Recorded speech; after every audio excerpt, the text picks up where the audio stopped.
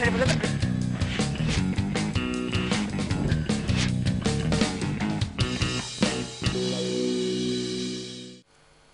Welcome back जी नाजरीन, हम break से वापस आ चुके हैं और आप देख रहे हैं हमारा show weekend shine with Anisha. और आप हमें लाइव कॉल भी कर सकते हैं। कॉल करने के लिए आपकी टीवी स्क्रीन पे फ़ोन नंबर आ रहे हैं। अब बड़ी अहम किस्म की बातें हो रही हैं और आप भी सुने, कुछ ऐसी चीज़ें हों जो हो सकता है कि आपको भी बहुत सारी चीज़ें समझ आ जाए। आपकी तरफ जाती ब्रेक पे जाते वक्त मैंने सवाल किया था, अब हम वापस आते हैं आपकी तरफ। अच्छा, हम बात कर रहे थे पहले ना इसकी जो बाइडन जो थे उनकी जो कल बात आई है उस पे सब लोगों ने अपने अपने तहफ़्फ़ुज़ का इज़हार किया है। और अच्छी बात है कि इमरान खान साहब ने अपने तौर पे बात की है और जो हमारे वज़ीर ख़ारजा फार्म मिनिस्टर बिलावल भुट्टो ज़रदारी उन्होंने अपने हिसाब से बात की है और प्राइम मिनिस्टर ने अपने हिसाब से बात की। और जो सरकारी सही वाला तरीका है वो है हमारे फॉरेन ऑफिस का। जी फॉरेन ऑफिस ने जो अपना मरासला साइफर वगैरह जो देना था, वो जो तरीक़ाकार है एम्बेसडर के ज़रिए, वो उन्होंने बुला के उसको वो भी दिया, उनसे बात भी की। तो अब इस डेफिनेटली ये ज़ुबानी कलामी पे बात तो होती है कि बाज़ औक़ात बंदा उसका जवाब ना दे, मगर उसका उनको जवाब देना पड़ेगा कि किस तनाज़र में उन्होंने बात की। तो अब ये भी हो सकता है कि अगर उन्होंने बैकफुट पे जाना हो यूएसए ने, ये कोई कहना, कुछ लोग कहेंगे कि यूएसए कैसे बैकफुट पे जाएगा। बैकफुट पे जाया जा सकता है, उनको उन्होंने भी कंट्रोल करना है हमारे मुल्क को, पता है उनको किस तरह कर रहे हैं, क्या कर रहे हैं। अब जैसे इमरान खान साहब पिछले 5-6 माह से कह रहे हैं कि ये गवर्नमेंट जो है अमेरिका की उससे आई है, रजीम चेंज जो हुआ है, इम्पोर्टेड गवर्नमेंट है। तो जो उस वक़्त की चीज़ें तनाज़र सारे नज़र आ रहे हैं, उस तनाज़र में अगर हम इसको देखें तो वो तो लगता है ऐसे कि गवर्नमेंट चेंज का जो तरीक़ाकार है वो उसी के ऊपर हुआ है। तो अब इसको मैं भी इसको मैंने देख सकता हूँ कि शायद अभी पिछले दिनों जो मुलाकातें हुई हैं अमेरिका में, हमारे वज़ीर ख़ारजा भी गए हुए थे, सदर भी, प्राइम मिनिस्टर भी गए हुए थे वगैरह, तो टॉप लीडरशिप यूएसए में गई हुई थी। शायद वहाँ से कोई ऐसी बात हुई हो कि आप इस तरह की बात कर दें कि पता चले कि आपके हमारे तल्लुकात अच्छे नहीं हैं, और ये गवर्नमेंट जो चेंज हुई है आपकी वजह से नहीं हुई है, और उसके बाद 2 दिन बाद आप भी खामोश, हम भी खामोश, सारे कहें यार अगर तो गवर्नमेंट उसकी लाई होती तो ऐसी बात ही ना करता। ये एक उस सिलसिले की भी बात हो सकती है। दूसरी बात हो सकती है कि हम भी जिस वक्त हम क्रिकेट देखते हैं या फुटबॉल देखते हैं या कोई और इस किसी भी गेम देखते हैं, तो जिस वक्त कोई छक्के मारने वाला खिलाड़ी शायद अफरीदी आ जाते हैं तो हम उनको यार ये बड़ा ख़तरनाक है, बड़ा ख़तरनाक है ना मुखालिफ टीम के लिए। तो वो कहेंगे हमने तो इस तनाज़र में बात की थी कि पाकिस्तान बड़ा ख़तरनाक है, इससे पंगा कोई ना ले, इस तनाज़र में बात की थी। तो वो अब उसको अपने अल्फाज को उसी को चेंज करना उनके अख्तियार में। वो कहेंगे जी हमने तो इस हिसाब से किए थे कि पाकिस्तान का जो जोहरी सिस्टम है बड़ा ख़तरनाक है, तो लिहाजा वो बड़ा संभाल के भी उन्होंने रखा हुआ है उस पर। तो कम से कम इतना तो पूरी दुनिया को पता है कि पाकिस्तान आर्मी इस वक्त दुनिया की बहुत ही अच्छी ताकतवर फौज है, दुनिया में उसका पहचान है। और अगर किसी को नहीं पहचान, छोटे मोटे मुल्कों को जिनके नाम मुझे आते भी नहीं हैं, उनको भी अभी पहचान हो जाएगी जब कतर में वर्ल्ड कप फीफा को होगा, फुटबॉल का ये वर्ल्ड कप होगा, तो उसमें देखेंगे कि सिक्योरिटी पे कौन गए हैं। सिक्योरिटी पे पाकिस्तान आर्मी गई है उस दूसरे मुल्क में, उस मुल्क की सिक्योरिटी, उस दुनिया की फुटबॉल टीमों की सिक्योरिटी के लिए। तो उस यानी कि एक क्रीम किस्म की जो फ़ौज होती है उसको बुलाया जाता है, तो हमारी फ़ौज वहाँ पे गई है। तो जो दुनिया के मुझे अभी सही तरह पता नहीं 32 टीमें हैं, कितनी टीमें हैं, उन टीमों के यानी कि पूरी दुनिया को की सिक्योरिटी कर सकती है जो फ़ौज, वो क्या पाकिस्तान के एटमी एहसासों की हिफाजत नहीं कर सकती। तो इनको ज़रा थोड़ा सा सदर यूएसए को सोचना चाहिए कि आप किसके लिए बात कर रहे हैं, किसके जो हथियार हैं तो वो गैर महफूज हैं या वो ख़तरनाक हैं। तो ये ऐसे वो नहीं कह सकते ये कोई बनाना रिपब्लिक नहीं है, ये कोई कीनिया या जिम्बाब्वे या रोडेशिया या कोई और ऐसा मुल्क नहीं है जिसके लिए आप ये बात कर रहे हैं। आप एक जमहूरी मुल्क है और सार्वन कंट्री है, उसके लिए आप बात कर रहे हैं। तो उनको खुद को सोचना चाहिए। शायद उम्र ज़्यादा हो गई है और शायद कोई पी हुई हो, नशे में हो, ऐसी बात कर गए हों, तो खैर है, उनको माफ़ किया जा सकता है अगर उन्होंने ऐसी बात की है। तो लिहाजा हमारे जितने भी एटमी साँसें हैं वो सारे जो हैं वो हिफाजत में हैं। तो हम ब्रेक में जाने से पहले हम बात कर रहे थे कि क्या हमारी जो आपस की रिफ्ट है, हाँ। हमारी जो अपनी जितनी पॉलिटिकल पार्टियां या आपस के लोग हैं, तो ये कोई मुल्क को कहीं कमज़ोर तो नहीं कर रहे जी। तो उस सिलसिले में आपको बताऊं कि ये एक नेचुरल, क्योंकि एक आपके अंदर अपने मुल्क में अगर जंग लगी हुई हो आपस में, तो फिर बाहर वालों को तो मौके मिलते हैं। मैं आपको एक मिसाल देता हूँ। एक घर है, किला नुमा घर है और बिल्कुल जंगल में किसी ऐसी जगह पे है, उसमें एक बाप है, उसके 4 बच्चे हैं, असले से लेस है, अंदर गोला बारूद सारा भरा हुआ है। तो उन पे कहीं दीवारें, उनकी किले की तरह किला है और दीवारें उनकी बड़ी मजबूत हैं। तो वहाँ पे कोई लोग हमला आवर होते हैं तो चारों कोनों में उसके 4 बेटे खड़े हो जाते हैं। तो लगे रहेंगे सारी उम्र जब तक उनके पास अंदर खाना पानी और असला बारूद मौजूद है। बाहर वाला उनको कुछ भी नहीं कर सकता है। जब तक ये चीज़ें मौजूद हैं तो बाहर वाला थक हार के शायद वापस ही चला जाए। और ये ऐसे पुरानी जंगों में ये चीज़ें होती रही हैं, बड़ी बड़ी मंजनीक इस्तेमाल हुई हैं, तो क्या कुछ हुआ, फिर भी वो लोग किले फतह ना कर सके कुछ लोग। अभी उसी घर में, उसी किले में अगर एक भाई मुंह अपना पीछे कर ले इस तरफ, दूसरे भाई की तरफ, अपने भाई को गोली मार दे, तो वो सारा कुछ धड़ाम से नीचे आ जाएगा। तो इसी मिसाल को आप ले लें कि अगर पाकिस्तान के अंदर ये सियासी पार्टियां, ये सियासी लीडर, अब मैं अगर सबके नाम भी लूँ तो नाम ले सकता हूँ, नाम ना भी लूँ, मैं किसी को इसमें से निकाल नहीं रहा। ना मैं इमरान खान साहब, आसिफ जरदारी साहब, नवाज शरीफ, शहबाज शरीफ, मरीम नवाज, ऊपर लेवल के फजल रहमान, या उससे नीचे जिस लेवल पे आ जाते हैं, फिर कारकुनों तक आ जाएं, ये सारे के सारों की मैं बात कर रहा हूँ। अगर ये आपस में अपनी रिफ्ट एक लेवल की होती है, लेवल की रिफ्ट होती है, वो उस लेवल से आप बाहर निकल गया ना। दुनिया में इलेक्शन होते हैं, दुनिया में आप देखें पीछे इलेक्शन हुए थे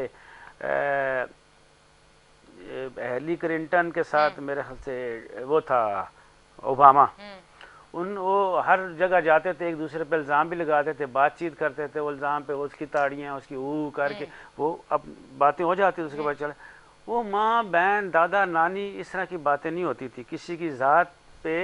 यहाँ पे तो वो हो गया, हाँ वो हो गया ना। आप उन चीज़ों पे चले जाते हैं, उनके कोई कहता है वो नशई है, कोई कहता है वो गांजा बेचता है, कोई कहता है उसकी गाड़ी में से वो पकड़ा गया था, कोई कहता है कि जो उसके करते सारे होंगे। ये देखें, ये जो करप्शन पाकिस्तान के अंदर टॉप पॉलिटिकल लीडरशिप के ऊपर है, दुनिया के बाकी मुल्कों में भी ये इस तरह से होता है। असल में जिसको जितना आस लगता है वो उतना ही करप्शन कर सकता है और करते हैं। हमें करप्शन की जो कैटेगरीज को अगर हम लादा कर रहे हैं तो एक करप्शन हम सीधा आते हैं जिसमें पैसे की बात होती है। पैसे के अलावा भी बड़ी चीज़ें होती हैं, आपकी कागजी कार्रवाइयों में ठेके दिए जाते हैं और पता नहीं क्या क्या किया जाता है, नौकरियां दी जाती हैं, out of the way promotions हो जाती हैं लोगों की। तो वो वाली करप्शन तो ये बाकी मुल्कों में भी होती है, उसकी हद होती है। मगर यहाँ पे हुआ ये कि ये जो इमरान खान साहब आ जाए, और मेरा ख्याल है कि अगर देखा जाए तो इमरान खान के ऊपर इतनी ज़्यादा इस किस्म की माली करप्शन इतनी ज़्यादा उस पर नहीं है हो कि कुछ छोटा मोटा अभी इन्होंने तोशाखाना निकाल के लाया। अगर तोशाखाना को खोल दिया जाए तो उसमें से जितने भी वज़ीर आज़म इससे पहले गुजरे हैं, जितने भी जिस मर्जी का नाम ले, उन्होंने वहाँ से चीज़ें ली हैं और लेके या बेची हैं या रखी हैं। मगर वहाँ से उन्होंने तोशाखाना से सिर्फ इमरान खान को ब्लेम नहीं किया जा सकता है। हो सकता है इमरान खान ने पैसे भी दिए, हो सकता है यूसुफ रज़ा गिलानी ने भी पैसे दिए, हो सकता है शायद खाकान अब्बासी ने पैसे ना दिए हों, ऐसे भी हो सकता है। तो वो उन्होंने सब ने लिया है, तो कोई इतना बड़ा ये इल्ज़ाम उस तरह से नहीं है। वैसे भी 50 करोड़ से कम है ना। हाँ, तो बात ही ये एनआरओ इमरान खान को, ये वाला एनआरओ तो शहबाज शरीफ ने खुद दिया है ना कि 50 करोड़ से कम वाली करप्शन ही नहीं है, तो तोशा खाना फिर करप्शन ही नहीं है। फिर तो आप जो मर्जी करते रहे, जितना मर्जी। 50 करोड़ बहुत बड़ी रकम होती है। 50 करोड़ में मेरे ख्याल से छोटे मोटे 500 घर भी, उससे भी ज़्यादा घर बन सकते हैं। तो लबोलबाब इस चीज़ का ये है कि अब एक वापस, चूँकि टाइम थोड़ा कम रह गया, हम आते हैं कि आज 16 अक्टूबर है। हाँ। और आज जो है बाई इलेक्शन हो रहे हैं, 8 नेशनल असम्बली के, 3 पंजाब असम्बली के। तो इसमें हम देखेंगे कि जो भी जीता वो साइकोलॉजिकल जीत होगी, वो सोशल मीडिया की जीत हार होगी, बस। इससे ज़्यादा ये कुछ नहीं। ये सोशल मीडिया पे और थोड़ा सा हमारा ये जो मेन स्ट्रीम मीडिया है, इसमें थोड़ा बहुत इनको थोड़ा सा, आज का इतवार की छुट्टी का दिन मिल गया है, रात तक लगे रहेंगे। उसके बाद फिर हम कल से क्रिकेट शुरू कर देंगे, ये इलेक्शन ख़त्म हो जाएंगे। ठीक है जी, बहुत बहुत शुक्रिया आप तशरीफ़ लेके आए, थैंक यू वेरी मच जी। नाज़रीन, आप देख रहे हैं हमारा show weekend shine with Anisha. अब हम लेंगे एक ब्रेक, मिलते हैं ब्रेक के बाद।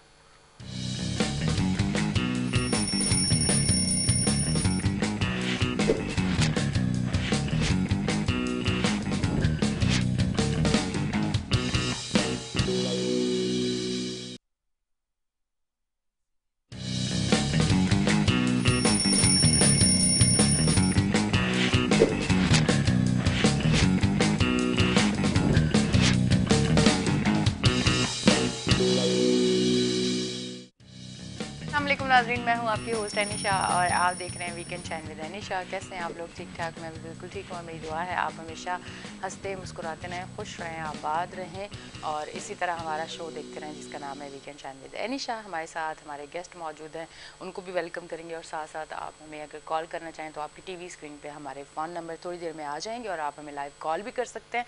हमारे साथ मौजूद हैं अनवर खुर्शीद साहब, तज्ज़ियाकार, उनको वेलकम करते हैं। अस्सलाम वालेकुम।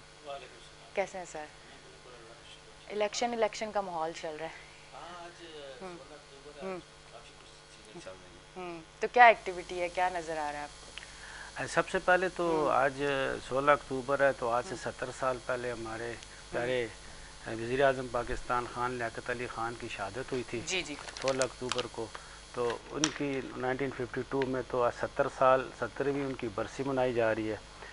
तो दूसरा ये है कि इसमें कि वर्ल्ड कप T20 जो है वो शुरू होने वाला है। उसमें अभी 16 टीमें ऑस्ट्रेलिया पहुंच गई हैं। और साथ ही हमारे टीम कप्तान की बर्थडे थी या बाबर आजम की, वो ऑस्ट्रेलिया के टीम ने मिल के, तमाम कप्तानों ने उनकी बर्थडे को सेलिब्रेट किया आज 16 अक्टूबर को। फिर उसके बाद मतलब आज का दिन कोई बहुत बड़ा दिन है, बड़ा खास दिन है आज लोगों के लिए। तो संडे, और मेरे ख्याल से इस वक्त बहुत सारे लोग सोए भी होंगे, आधे से ज़्यादा पाकिस्तान भी सोया हुआ होगा। मगर सबसे बड़ा जो ना आज का मार्का है वो है जो बाई इलेक्शन हो रहे हैं, ज़िमनी इंतखाबात हो रहे हैं। 8 नेशनल असम्बली की सीट्स हैं और 3 जो है ना सूबाई असम्बली की सीट है पंजाब की जी। तो इनमें पहली दफ़ा एक ऐसी बात हो रही है जो इससे पहले हमने कभी देखी नहीं, कि 8 में से 7 सीटों पे पीटीआई के जो चेयरमैन हैं इमरान खान साहब, खुद वो उस पर उम्मीदवार हैं। और एक में अपनी शाह महमूद कुरैशी की बेटी हैं, वो उसके उम्मीदवार हैं। और इनमें यानी कि ना सिर्फ एक पार्टी, अब तो एक शख्स की बात हो रही है कि एक शख्स का मुकाबला हो रहा है 13 पार्टियों से पूरे पाकिस्तान में। तो उसमें सबसे बड़ी अहम बात ये भी है कि उसमें 2 सीटें जो है कराची की हैं, और जिनमें से एक अपना पीपीपी के हैं और एक एमक्यूएम के, इनके साथ वो हैं। और वो भी अच्छे तगड़े उम्मीदवार हैं जो बाकी पार्टियों के उम्मीदवार हैं सारी जगहों पे तकरीबन। तो एक तो ये चीज़ कोई इस इलेक्शन से कोई डिसीजन नहीं हो जाना, मगर एक मेंटली डिसीजन होना है, साइकोलॉजिकली कोई थोड़ा बहुत इफेक्ट होगा आवाम पे भी और मौजूदा गवर्नमेंट पे भी और पीटीआई पे भी और करता धरता जो लोग हैं उन पे भी ये थोड़ा सा इफेक्ट होगा इस इलेक्शन के रिज़ल्ट से। ये नहीं हो जाएगा कि ये इलेक्शन अगर सपोज़ के पीटीआई 3 और 8 पूरी सीटें जीत भी जाती है तो वो कोई गवर्नमेंट में आ जाएगी, ऐसी कोई बात नहीं है। और वो सारी सीटें हार भी जाएगी तो गवर्नमेंट से निकल जाएगी या दूसरी, ऐसा होना कुछ भी नहीं है। मगर इसका क्योंकि सपोज कि अगर 7 की 7 सीटें अगर इमरान खान साहब जीत जाते हैं तो उनको 6 सीटें छोड़नी पड़ती हैं और उस पर फिर बाई इलेक्शन होना। अच्छा, यही बात मैं फिर से ये कह रही थी कि फिर से एक वही खर्चा और ये सारी चीजें, तो ये आप समझते हैं कि ये बेहतर चीज है, ऐसा होना चाहिए? ये तो नुकसान किसका? ये देखें, ये मैं इस सिलसिले में मैं इमरान खान साहब को ब्लेम नहीं करूंगा। इस सिलसिले में मैं इलेक्शन कमीशन और उस आइन की बात करूंगा जिसके आइन के अंदर हम तो पूरे 23 करोड़ आवाम जो हम रह रहे हैं वहाँ पे या इलेक्शन कमीशन के पास जो उनके रूल्स एंड रेगुलेशन है उस पर होना ही नहीं चाहिए कि किसी एक शख्स को एक से ज़्यादा सीटों पे, यानी कि बाज़ औक़ात ये होता है कि सूबाई की सीट पे भी खड़ा हो जाता है नेशनल जनरल इलेक्शन में, और नेशनल असम्बली की सीट पे भी वो अब कैंडिडेट होता है, फिर उसको एक सीट छोड़नी पड़ती है और उस पर ख़र्चा होता है। तो ऐसा होना ही नहीं चाहिए। ये खुद लकूना खुद सियासतदानों ने, सियासी पार्टियों ने और गवर्नमेंट जो होती है उन्होंने रखा होता है कि अगर हमारा बंदा एक उधर से हार जाए तो दूसरी जगह सीट जाए, आ ही जाए इस तरह से। तो दूसरे बाई इलेक्शन फिर होते हैं इस तरह से, तो नुकसान होता है। और नुकसान ना किसी सियासतदान का होता है, ना किसी सियासतदान का है, ना किसी पैसे वाले का है, ना किसी बड़े का है, ना गवर्नमेंट का खुद का नुकसान है। वो नुकसान पब्लिक मनी का है। बिल्कुल। तो पब्लिक मनी खर्च होती है तो पब्लिक का पैसा है, वो हमारा आपका सबका पैसा, हम सब पब्लिक हैं, 23 करोड़ आवाम का पैसा है। तो ऐसा नहीं होना चाहिए। फ्यूचर में इस चीज़ को भी देखना चाहिए, गवर्नमेंट को भी, इलेक्शन कमीशन को भी ये देखना चाहिए कि किसी भी कैंडिडेट को जनरल इलेक्शन में भी इवन एक से ज़्यादा किसी जगह पे कैंडिडेट वो नहीं हो सकता। ये भी एक कोई अमेंडमेंट आ जाए, जिस तरह की दुनिया जान की अमेंडमेंट्स आती हैं, तो उसको 2 जगहों पर नहीं खड़ा होना चाहिए। अब मतलब ये 2 तो नहीं है, तो ये तो 7 है ना। ये तो इंतहा हो गई है ना, इंतहा हो रही है ना। और ये मुकाबला कोई सख्त मुकाबला हुआ, आप क्या समझ रहे हैं? मतलब नहीं, मुकाबला तो देखें, मैंने आपको पहले कहा ना, मुकाबले को किस तनाज़र में देखा जाएगा। मुकाबला ये होता है ना जब इलेक्शन होते हैं, या जनरल इलेक्शन होते हैं, या बाई इलेक्शन होते हैं, उसमें सीटें जीतना होता है कि सीटें जीतेंगे हम गवर्नमेंट में आएंगे, सीटें जीतेंगे तो कुछ कारकर्दगी दिखाएंगे। यहाँ पे कोई कारकर्दगी दिखाने वाली बात ही नहीं है। ये एक कहते हैं ना टोटल पूरा करने वाली बात है, बस इलेक्शन करा दो, वो करवा दो, और उस पर भी इतना खर्चा। मैं तो ये समझता हूँ, मगर क्योंकि कानून के तहत रूल्स एंड रेगुलेशंस के अंडर चलना होता है, तो मजबूरी होगी। इलेक्शन कमीशन की भी मजबूरी है, अदालतों की भी मजबूरी है कि एक आइन में जो चीज़ दी हुई है वो माननी है सब ने, तो इलेक्शन करवाने हैं। वरना ऐसे इलेक्शन होने नहीं चाहिए थे कि आप एक दफ़ा इस्तीफ़े दे रहे हैं। अभी उधर से नेशनल असम्बली में जो एक भोंडा सा मजाक हो रहा है कि अगर इन्होंने 155 ने इस्तीफ़े दिए हुए तो उनके 6-6, 8-8 करके आपने इस्तीफ़े कबूल करने, ये गलत बात है। या करो या नहीं करो, या तो कान से पकड़ के ला के सबको बैठाओ। हमारे पैसे जा रहे हैं, हमारे अवाम की जो पैसे हैं, जो पब्लिक मनी है, उसमें से इनको सैलरी मिल रही है। हाँ, पाकिस्तान अभी इस लेवल पे या उस मुकाम पे है कि इतने नुकसान और इतनी सारी चीज़ें होनी चाहिए हमारे मुल्क को। अगर कहते हैं कि खसारे में है, इतने कर्जे और ये और वो XYZ, अब आप हर इदारे को, हर चीज़ को उठा के देख लें तो पाकिस्तान इस टाइम कहाँ है? ठीक है, 75 साल 2 महीने और 2 दिन हो गए आज पाकिस्तान को मर्ज़े वजूद में आए हुए। अभी तक पाकिस्तान अपने पाँव पे नहीं खड़ा हुआ है। हम अगर एक तरक्की याफ्ता मुल्कों की सफ़ में उसको ला के खड़ा करना चाहें तो वहाँ तक अभी पहुँचने में पता नहीं अभी कितना टाइम लगेगा। मगर ये जो टाइम लगेगा ना, ये कम या ज़्यादा करना, ये भी हमारे टॉप लेवल की सियासी लीडरशिप के हाथ में है। अगर हमारी टॉप लेवल की जो लीडरशिप है, सियासी लीडरशिप, अगर वो सही होगी तो इसमें तो 2 साल में, 5 साल में, 8 साल में पाकिस्तान उस मकाम पे पहुंच सकता है। मगर हमारी जो उनकी भी मजबूरी हैं, ये मैं उनको कोई ब्लेम नहीं करता, सियासतदानों को कोई ब्लेम नहीं करता, क्योंकि सियासत में आने के लिए एक तो आपको बुरा होना चाहिए। शरीफ आदमी सियासत में नहीं आता। मतलब फिर इमरान खान साहब शरीफ नहीं है? नहीं, शरीफ है तो चल नहीं सकेगा ना।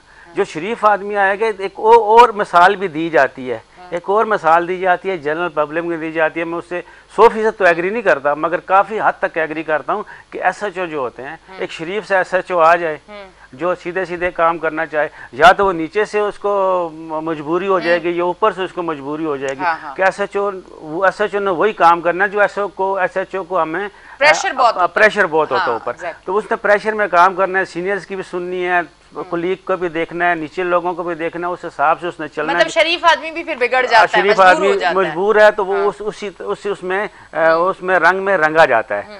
तो जैसा देश वैसा भेस, उसके साथ वो होता है। तो इसी तरह इमरान खान अगर तो शरीफ आदमी है तो इसको अगर तो वो शरीफ भी अगर का है, अगर तो वो शरीफ आदमी है तो उसको नहीं, शराफत की जो लेवल है ना वो भी उस लेवल अलग है ना, लेवल भी अलग है। और शराफत की कैटेगरीज को भी देखें ना, किस किस्म की शराफत की बात कर रहा हूँ। ये नहीं कि वो मतलब हम दूसरी वाली शराफत नहीं, जो लोग किसी और उस पे करैक्टर पे नहीं जा रहे, करैक्टर की बात नहीं कर रहे, करैक्टर की बात नहीं कर रही। मानी कि सियासतदान को ऐसे कहते हैं दबंग होना चाहिए, बदमाश होना चाहिए, इस किस्म का उसको होना चाहिए, राना सनाउल्लाह होना चाहिए उसको, या और इस तरह के जो हमारे दबंग किस्म के हमारे अभी गवर्नर साहब आए हैं माशाल्लाह, देखे ना लोग उनकी शक्ल देख के हमें डर लगता है, हम तो माफ़ी चाहते हैं, हम गवर्नर साहब ऐसे हैं। तो ऐसा बंद होना चाहिए। यहीं पे आप हमारे पास एक सदर होते थे मुमनून हुसैन, हमारे पास एक सदर होते थे चौधरी फजल अलाई, जी वो सुना है, मुझे अभी कंफर्म नहीं इस बात का, सुना है कि रोज ये अभी फातिमा जिन्ना यूनिवर्सिटी है पिंडी में, कैंट में, तो वहाँ पे पहले प्रेसिडेंसी होती थी इस्लामाबाद शिफ्ट होने से पहले। तो पता चला रोज सुबह प्रेसिडेंसी की दीवार पे लिखा होता था सदर को रहा करो। जुल्फ़िकार अली भुट्टो उस वक्त वज़ीर आज़म थे, सदर को रहा करो। सुबह सुबह आते सारी इंटेलिजेंस एजेंसियां, ये क्या। एक रात को उन्होंने आधी रात को बंदा पकड़ लिया जो लिख रहा था सदर को रहा करो, पता चला वो सदर फजल चौधरी खुद थे। अच्छा। वो खुद लिख रहे थे। तो ऐसा इतना शरीफ आदमी भी नहीं होना चाहिए, यानी इतना शरीफ आदमी है तो वो नहीं चल सकता, वो नहीं चल सकता। तो सियासत में ऐसे दबंग किस्म के लोगों की ज़रूरत है, तो वो हैं। तो इसलिए जो हमारी ये बात हम कर रहे थे कि ये 7 जगहों पे जो खड़े हुए हैं उसकी बात कर रहे थे, तो लिहाजा ये तमाम पता नहीं क्यों खामोश इस बात पे, किसी तज्जिया भी नहीं किया लोगों ने। मैं जरूर बात करूंगी आइन के मुताबिक, और ये और वो ये सारी चीजें तो आपने बता दी। आपने ये भी कहा इमरान खान साहब का कोई कसूर नहीं है, पर अगर जो एक हम तकरीरों में बात सुनते हैं, उनको हमसे मोहब्बत भी है, वो हमारे लिए बहुत कुछ करना भी चाहते हैं, वो हमें आज़ाद भी करना चाहते हैं, हम आज़ाद नहीं है, हम आवाम के लिए वो सोचते हैं, तो वो ये नहीं समझते कि मैं एक से ज़्यादा सीट पे आऊँगा तो फिर से पैसा लगेगा, फिर से नुकसान किसका होगा, मेरी आवाम का होगा। उस पर क्या कहना चाहिए? इस पे जहाँ तक मैं समझता हूँ कि इनके जहन में, पीटीआई के जहन में और इमरान खान के जहन में यही है कि इन इलेक्शन का कोई फ़ायदा ही नहीं है। तो ये अभी ऐसी है चाय पाने वाली बात है, इन इलेक्शन का कोई इफेक्ट नहीं है। तो पैसा तो देखें आप, जितना मेरी ज़ाती सोच है, कोई कैलकुलेशन नहीं है मेरे पास, जितना पैसा आज के इलेक्शन पे लगेगा गवर्नमेंट ऑफ पाकिस्तान का या किसी सूबाई गवर्नमेंट का भी कहीं लगता है, जो कि पुलिस वगैरह भी जाती है वगैरह, तो इतना पैसा, इससे कहीं ज़्यादा पैसा लगा होगा इमरान खान के पिछले तमाम जलसों का, उस पर ज़्यादा पैसा लगा होगा। तो पैसे के बारे में, इन चीज़ों के बारे में तो अब इन लोगों को सोच ही नहीं है ना भी, क्योंकि पैसा कहते किसको, मेरे ख्याल से 50 करोड़ से कम को पैसा नहीं कहते, क्योंकि अभी तरमीम हुई है नैब में कि 50 करोड़ से ज़्यादा वाले बंदे को आपने पूछना है, उससे कम आपने पूछना नहीं है। तो 50 करोड़ को पैसा नहीं कहते। अगर जलसों पे 10 करोड़, 15 करोड़, 8 करोड़, 20 करोड़ लगता है इनका हर जलसे में, तो इसका मतलब है वो नैब के नीचे नीचे लगता है, कोई वो करप्शन भी नहीं है, कोई गलती नहीं है। तो ये इमरान खान साहब ने सोचा होगा लाजमी, और उनको ये बताया गया होगा कि इस पर ये पता होगा। ये पता हमारी गवर्नमेंट को भी है, ये पता हमारी जो इलेक्शन कमीशन उनको भी पता है, ये हमें अदालतों को भी पता है कि ये चीज़ तो इसमें होनी है, मगर इन्होंने एक दूसरे को नीचा दिखाना है, अपने आप को सरखरू करना है। अब यानी कि अगर फ़र्ज़ करो कि पीटीआई की बात होती कि पीटीआई ने जीतनी है, तो पीटीआई में एक ज़माना था, हमने एक दफ़ा जुमला बहुत ज़्यादा मशहूर हुआ था कि नवाज शरीफ साहब अगर पंजाब के अंदर किसी कुत्ते को भी खड़ा कर देते तो वो भी जीत जाता। जिस ज़माने में हमारे मोहतरम मरूम तारिक अजीज़ जो थे नीलाम घर वाले, वो भी इलेक्शन जीते थे, तो वो तो किसी को भी खड़ा कर रहे जीते, वो जमात जीती थी ना। इसी तरह अगर जमात की बात होती तो अभी कोई भी शख्स, एक अननोन शख्स भी खड़ा होता है पीटीआई का, तो पीटीआई को वोट, लोगों ने तो बल्ले पे वोट देनी है ना, तो बल्ले को उन्होंने वोट दे देनी थी। मगर इन्होंने जानबूझ के, पाकिस्तान तहरीक इंसाफ ने, इमरान खान साहब ने ये किया है कि इन इलेक्शन का फ़ायदा कोई नहीं है, दोबारा इनको इसी तरह घुमाते रहो, और जनरल इलेक्शन की कॉल के लिए वो लगे हुए हैं। और अभी ज़्यादा चांस ये है कि अगले 3-4 दिन जो बहुत अहम है, जिसमें ये नोटिफिकेशन वगैरह हो या ना हो, मगर वो ऐलान हो जाएगा कि कौन कौन से ये इन 11 सीटों पे कौन जीता है। आज नहीं तो कल तक ये ऐलान मुकम्मल हो जाएगा, नोटिफिकेशन बेशक 4 दिन बाद हो। तो उसके बाद इन्होंने इनके ऊपर बहुत ज़्यादा प्रेशर आएगा लॉन्ग मार्च की कॉल देने का। लॉन्ग मार्च की कॉल के ऊपर अब इमरान खान की पूरी सियासत खड़ी है, ये देते हैं या नहीं देते हैं। और उन्होंने क्लियरली कह दिया कि अगर हमें जनरल इलेक्शन की तारीख मिल जाती है तो फिर हम लॉन्ग मार्च की कॉल नहीं देंगे। तो अब ये गवर्नमेंट को भी सोचना है कि गवर्नमेंट तो डटी हुई है कि हमने इलेक्शन अपने टाइम पे अगस्त 2023 में करवाना है। तो अगर गवर्नमेंट अपने उस पर डटी रहेगी तो ये अपने डटे रहे, आज नहीं तो कल लॉन्ग मार्च की कॉल देंगे।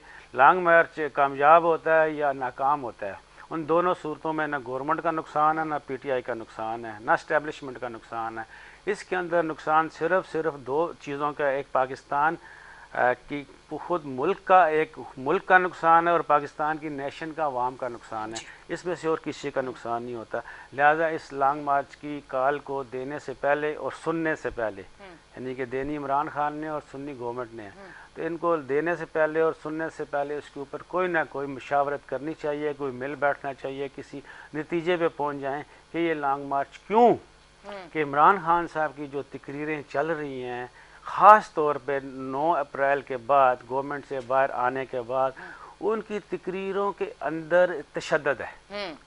और तशद्दुद जो है वो अवाम अपने ऊपर ले रही है, उसकी भी एक वजह है, अवाम ना लेती अपने ऊपर। जब आप कोई भी चीज़ ख़रीदने जाते हैं बाज़ार में, पेट्रोल है, डॉलर है, और उसके बाद जितने आलू प्याज सब्जी सारी चीज़ें, छोटे से छोटे लेवल की, कोई आप हरी मिर्चें भी लेने जाते हैं तो आपको जिस रेट पे वो मिलती है ना, तो आपके अंदर, आपके जेब के अंदर, आपके दिल के अंदर उस एक तशद्दुद सा, एक फ्रस्ट्रेशन होती है, वो आती है और वो आपके दिमाग में चढ़ती है। जब आपके दिमाग में वो फ्रस्ट्रेशन आ जाती है इस महंगाई को देख के, तो वो जाके सिंक्रोनाइज करती है, मैच करती है आपकी इमरान खान की बात के साथ। जब उसकी बात के साथ सिंक्रोनाइज कर जाती है तो वो उसके पीछे हो जाते हैं। तो लिहाजा गवर्नमेंट के इख्तियार में नहीं है। अगर तो साख डार साहब के ये इख्तियार में होता है कि डॉलर को नीचे लाना है, पेट्रोल को नीचे लाना है, तो रात को पेट्रोल की कीमत 15 रुपये कम हो जाती, पर न हो सकी, कि उन्होंने देखा नहीं कर सकते, मजबूर हो गए हुए हैं। तो गवर्नमेंट लिहाजा मजबूर हो गई है। तो लिहाजा इसके अंदर मैं तो कहता हूँ सबसे बेहतर है जनरल इलेक्शन की कॉल। इमरान खान साहब के पास एक ही है कि जनरल इलेक्शन की कॉल दी जाए, और गवर्नमेंट के पास ये एक ही बात है कि जी इलेक्शन जो वक्त पे होंगे, इमरान खान को पकड़ो दकड़ो, वो कहते हैं वो चोर भाग गए, उनको पकड़ो, इससे नहीं चलेगा मामला चलेगा टेबल पे बैठ के बात करने से होगा। उसमें इलेक्शन की डेट देते हैं, उसमें आप इस गवर्नमेंट को चलने देते हैं, जो भी है इसके ऊपर सबसे बेहतर वो लोग बात कर सकते हैं जो गवर्नमेंट्स लाते हैं और गवर्नमेंट्स को ले जाते हैं। वो बैठ के अच्छी तरह दोनों लोगों को अच्छी तरह, दोनों अब दो ही पार्टियां रह गई हैं सिर्फ एक पीडीएम और एक पीटीआई। तो इन दोनों को बैठा के अच्छी तरह बताएं कि मुल्क और कौम को इसकी सलामती के लिए, आइंदा के लिए क्यों कि अब हम एक और तरफ चले गए। कल हमारे साथ एक और एक किस्म की ऐसा अनहोनी सी बात होगी कि जो कि नहीं होनी चाहिए, जो हमारे प्रेसिडेंट यूएसए के जो बाइडेन ने जो बात की कि पाकिस्तान एक एटमी लिहाज से ख़तरनाक मुल्क है। तो ये वो शख्स बात कर रहा है, ये वो कंट्री बात कर रही है जो सबसे खुद ज़्यादा ख़तरनाक हैं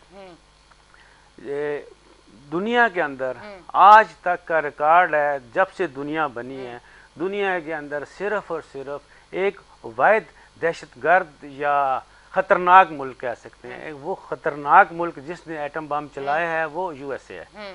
यूएसए ने 2 एटम बम गिराए थे नागासाकी के, हिरोशिमा पे, जापान में। तो वो जो 2 बम गिराए थे वो यूएसए के ऊपर, दुनिया के ऊपर रिकॉर्ड है।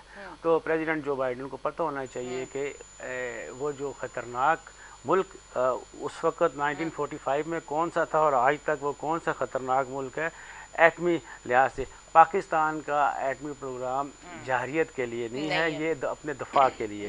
तो अपने दफा के लिए इंसान, कोई भी मुल्क, कोई भी कुछ भी कर सकता है। और उसके बाद पाकिस्तान के जो एटमी ट्रीटीज़ हुई हैं, ठीक है, वो जितनी भी हुई हैं, उन तमाम CTBT थी, दूसरी AI जो वो थी, उन दोनों में और इसके अलावा भी जितनी भी ट्रीटीज़ हुई हैं एटमी प्रोग्राम की, उसके साथ पाकिस्तान उसके मुताबिक चल रहा है। जी। पाकिस्तान ने गलती से कोई मिसाइल कहीं नहीं मारा, जबकि इंडिया ने गलती से मिसाइल पाकिस्तान में आया भी, उनका ड्रोन आया भी, तो पाकिस्तान से कोई ऐसी गलती भी नहीं। तो देखा जाए तो इनको जो जो ग्राउंड रियलिटीज़ हैं उनको देख कर बात करनी चाहिए। एक बहुत ही बड़ा मुल्क है और दुनिया में जाना पहचाना माना, जिसको वो अपने तौर पे अपने आप को सुपर पावर भी कहता है। सुपर पावर तो अल्लाह की ज़ात है, तो वो कहता है। तो इस लिहाज से देखा जाए वो अब पाकिस्तान को छोड़ के आप देखें कि आप खुद है, अमेरिका है, रशिया है, चाइना है, जर्मनी है, यूके है और बड़े मुल्क हैं इस तरह के। और सबसे बड़ा वो आप इनसे भी बड़ा एक और मुल्क है, वो मैं कहूँगा कि आप कहेंगे उससे बड़ा इसराइल है। तो वो नज़र नहीं आता। वो आपको नज़र नहीं आता कि ख़तरनाक कौन है इस वक्त दुनिया में। सबसे ज़्यादा ख़तरनाक, मैं शायद यूएस से भी ज़्यादा ख़तरनाक इसराइल है।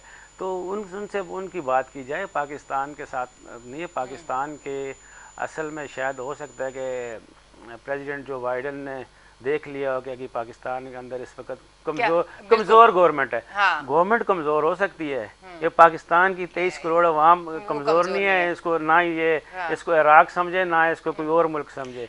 ये भी ईरान की तरह डट जाएंगे। आपस की लड़ाई है ये हमें कमज़ोर दिखा रही है। ये जो आपस की अभी लड़ाई हो रही है ये हमें कमज़ोर दिखा रही है, जो माहौल अभी चल रहा है। देखें, अच्छा, इस पे मैं आपका जवाब ब्रेक के बाद लेती हूँ क्योंकि डिटेल में जवाब लूंगी। नाजरीन, आप देख रहे हैं हमारा show weekend shine with Anisha. लेते हैं एक ब्रेक, मिलते हैं ब्रेक के बाद।